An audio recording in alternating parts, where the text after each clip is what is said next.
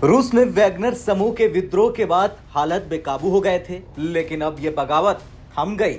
रूस से बगावत करने वाले वैगनर आर्मी के प्रमुख येवगेनी प्रोगोजिन और रूसी राष्ट्रपति व्लादिमीर पुतिन के बीच समझौता हो गया। संकट को कम करने के लिए रूसी सरकार ने समझौते को स्वीकार किया, लेकिन रूस में जो ये सब हुआ उसका असर शेयर मार्केट पर क्या देखने को मिला, ये हम आपको अपनी इस रिपोर्ट में बताएंगे।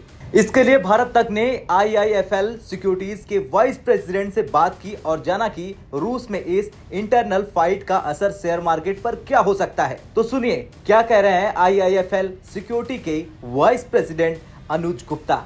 अभी हमने रिसेंटली देखा कि व्लादिमीर पुतिन के अगेंस्ट में जो रशियन आर्म था वो वापस हो गया है और कहीं ना कहीं उससे वर्ल्ड इकोनॉमिक मार्केट को सपोर्ट आता हुआ दिखाई देगा। तो हमें लगता है कि आने वाला जो हफ्ता है, जो हमने पिछले हफ्तों में गिरावट देखी थी, वहाँ पर हम जो भारतीय शेयर बाज़ार है या ग्लोबल इक्विटी मार्केट है उसमें पॉजिटिव मोमेंटम आता हुआ देखेंगे।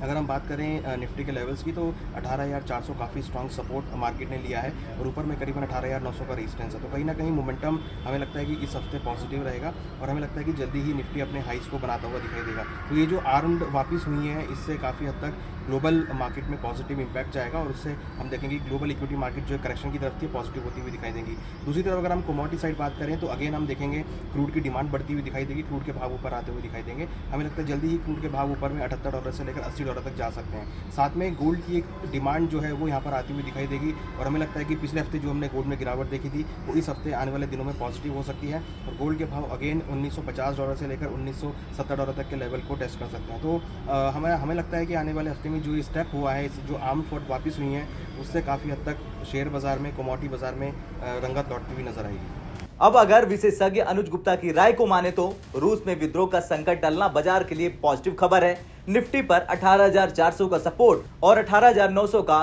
रेजिस्टेंस। बाजार में करेक्शन थम सकता है, तेजी बढ़ेगी। अंतर्राष्ट्रीय बाजार में क्रूड की मांग में इजाफा पक्का है। ब्रेंट क्रूड का भाव 78 से $80 तक जा सकता है। सोने की चमक बढ़ेगी। 1950 से $1970 का लक्ष्य होगा।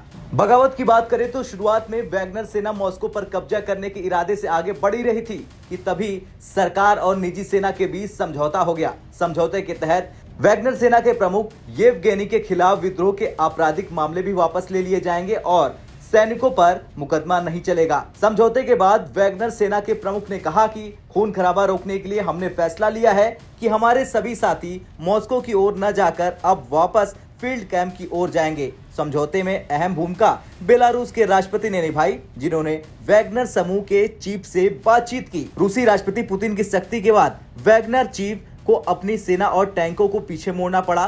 तो कुल मिलाकर देखा जाए तो रूस में विद्रोह का संकट टलना बाजार के लिए पॉजिटिव खबर है।